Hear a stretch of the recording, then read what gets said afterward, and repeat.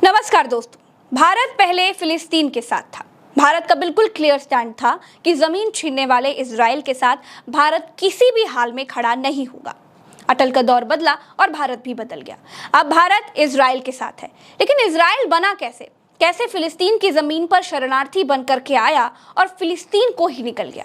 आज के हमारे वीडियो का फोकस इस बात पर रहेगा कि इजराइल ने फिलिस्तीन की जमीन कैसे छीन ली और कैसे अमेरिका से गलबहियां करके देश की मान्यता ले ली और कैसे इजराइल को अमेरिका सपोर्ट करता है, प्रमोट करता है। तो दोस्तों बिल्कुल शुरू से शुरू करते हैं, जिससे पूरी बात आपको एकदम आराम से समझ में आ जाए। दोस्तों, भूमध्य सागर और जॉर्डन नदी के बीच पड़ने वाले फिलिस्तीन को यहूदी, मुसलमान और ईसाई तीनों धर्म के लोग अपनी पवित्र जगह मानते हैं। इस इलाके पर ऑटोमन साम्राज्य का कब्जा था। ऑटोमन साम्राज्य ने 4 सदी से भी ज्यादा लंबे वक्त तक फिलिस्तीन पर राज किया। 19वीं सदी के आखिर में यूरोप से फिलिस्तीन में यहूदियों का पलायन शुरू हुआ। इसे पहला आलिया कहा गया। आलिया यहूदियों के दूसरे देशों से पलायन को कहा जाता है। यह पलायन साल 1881 में यूरोप में हो रहे नरसंहार से बचने के लिए हुआ था। इसके बाद 1904 से 1914 के बीच दूसरा आलिया यानी पलायन शुरू हो गया और यह पलायन भी नरसंहार से बचने के लिए हुआ था। हजारों की संख्या में यहूदी फिलिस्तीन में आकर के बसने लगे। इस बीच यानी 1904 से 1914 के बीच ही चाइम वाइजमैन नाम का एक केमिस्ट और ब्रिटेन में यहूदियों का बड़ा लीडर पहली बार फिलिस्तीन जाता है। ये वहां के जाफा इलाके में एक कंपनी बनाता है जिससे फिलिस्तीन में इजराइल की नींव पड़ती है। इसके 3 साल के भीतर एक यहूदी नेशनल फंड बनाया जाता है जिससे फिलिस्तीन में यहूदियों की कॉलोनी बसाने के लिए जमीन खरीदी जाती है। इसके बाद मिर्ज बन आमेर में 60,000 फिलिस्तीनियों को अपना घर छोड़ने के लिए मजबूर किया जाता है। विरोध के बावजूद सालों तक फिलिस्तीन में यहूदियों की एंट्री का सिलसिला जारी रहता है। 20वीं सदी की शुरुआत में जब यहूदियों का पलायन तेज हुआ तो 1909 में पहले यहूदी शहर तेल अवीव की स्थापना हुई। इन सब के बीच ही पहला विश्व युद्ध भी शुरू हो गया। विश्व युद्ध चल ही रहा था कि उस दौरान 1917 में ब्रिटेन में विदेश सचिव आर्थर बॉलफोर्ड ने ब्रिटेन के एक यहूदी नेता लॉर्ड राथचाइल्ड को एक चिट्ठी लिखी। इसे बॉलफोर्ड डिक्लेरेशन के नाम से जाना जाता है। अब इस चिट्ठी में बॉलफोर्ड ने यहूदियों को फिलिस्तीन में राष्ट्रीय घर देने की बात मान ली थी। इसके साथ ही फिलिस्तीन इलाके में यहूदी राज्य की बड़े स्तर पर नींव पड़ गई थी। पहले विश्व युद्ध के बाद ऑटोमन साम्राज्य का पतन हो गया। फिर ब्रिटेन और फ्रांस ने मिलकर के खाड़ी देशों का बंटवारा कर लिया। सीरिया पर फ्रांस ने कब्जा कर लिया। इराक और फिलिस्तीन पर ब्रिटेन का कब्जा हो गया। ये सब कुछ लीग ऑफ नेशंस की देखरेख में हुआ। मतलब जब यूएन नहीं था तब लीग ऑफ नेशंस काम करता था और यहीं पर अंतरराष्ट्रीय पंचायतें हुआ करती थी। दोस्तों, आप ये कहानी बिल्कुल ध्यान से सुनते जाइए, क्योंकि इस वीडियो को देखने के बाद आपके दिमाग में जो भी कंफ्यूजन होंगे कि अच्छा कौन है, इजराइल या फिलिस्तीन, या फिर इजराइल कैसे बना, वो सारे डाउट्स बिल्कुल क्लियर हो जाएंगे। तो दोस्तों, फिलिस्तीन अंग्रेजों का गुलाम था। फिलिस्तीन पर पहले विश्व युद्ध के बाद अगले 10 सालों में लगभग 1 लाख यहूदी फिलिस्तीन में बसने के लिए चले आए। अब नतीजा ये हुआ कि 1936 से 1939 के बीच अरब में विद्रोह हो गया और ये विद्रोह मुस्लिमों ने किया, क्योंकि वो अपने देश में घुसे चले आ रहे यहूदियों की खिलाफत कर रहे थे। यूरोप से जान बचाकर भागे यहूदी इस संघर्ष में लड़े। यहूदियों को लगा कि हर जगह पर हम पीटे जा रहे हैं, कब तक पीटते रहेंगे। इस संघर्ष में हजारों लाखों लोग मारे गए। आखिरकार 1939 में ब्रिटेन ने फिलिस्तीन में यहूदियों के आने पर रोक लगा दी। इसी बीच दूसरा विश्व युद्ध भी शुरू हो गया। दूसरे विश्व युद्ध में यहूदियों के खिलाफ जमकर अत्याचार हुए। चुन चुनकर यहूदियों को मारा जाने लगा। यह अत्याचार हिटलर की नाजी सेना कर रही थी।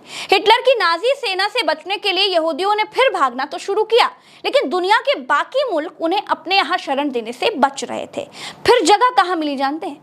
फिर जगह मिली फिलिस्तीन में। जब ये सब कुछ हो रहा था तब गुपचुप तरीके से एक आलिया बैट नाम से एक आंदोलन भी चल रहा था। इसके जरिए यहूदियों को गुपचुप तरीके से फिलिस्तीन में बसाया जाने लगा।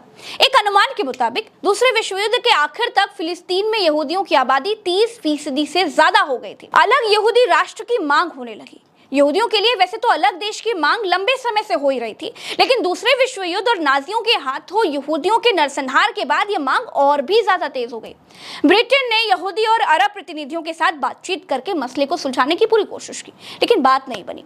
यहूदी फिलिस्तीन को यहूदी और अरब देश में बांटने की मांग पर अड़े थे, जबकि अरब इसके खिलाफ में था। 15 मई 1947 को ब्रिटेन ने इस मामले को संयुक्त राष्ट्र की महासभा के पास भेज दिया। सितंबर 1947 में संयुक्त राष्ट्र में एक प्रस्ताव रखा गया। प्रस्ताव में एक अरब मुल्क और एक यहूदी देश की बात थी।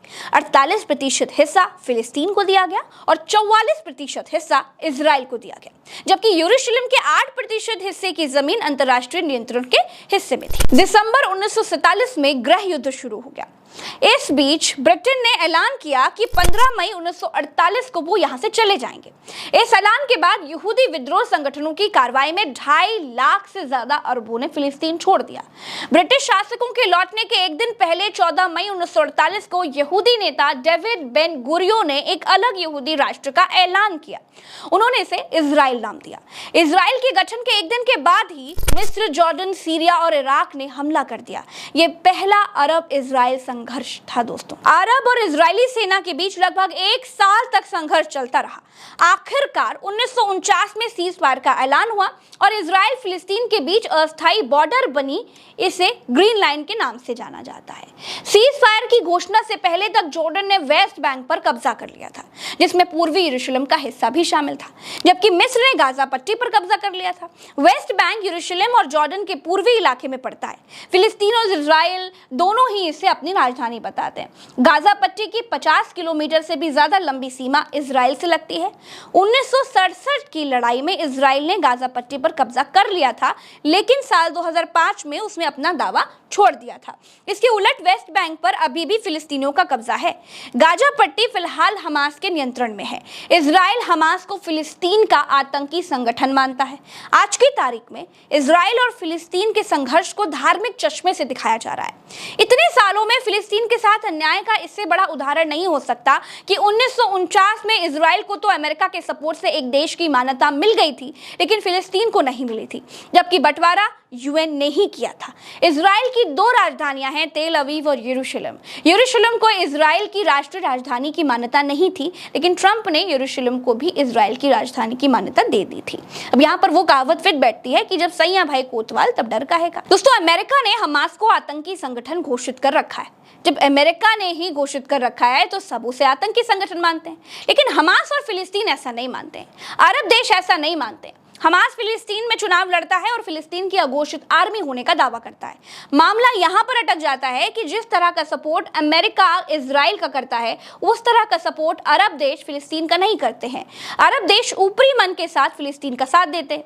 आपको क्या लगता है कि हमास के पास इतने रॉकेट कहां से आ गए कि 20 मिनट में 5000 मिसाइलें दाग डाली? दोस्तों, इस वीडियो में इतना ही। इस रिसर्च वीडियो में आपको जो चीज़ें पसंद आई होंगी कमेंट में ज़रूर लिखिएगा, और ये वीडियो कैसा लगा इसको शेयर करके बताइएगा। और अगर बहुत शेयर करेंगे तो समझ जाएंगे कि आपको ये वीडियो बहुत अच्छा लगा। चैनल को सब्सक्राइब करना मत भूलिएगा। फेसबुक का पेज अगर देख रहे हैं तो फॉलो कीजिएगा। नमस्कार, राम राम, तो सलाम, जय हिंद।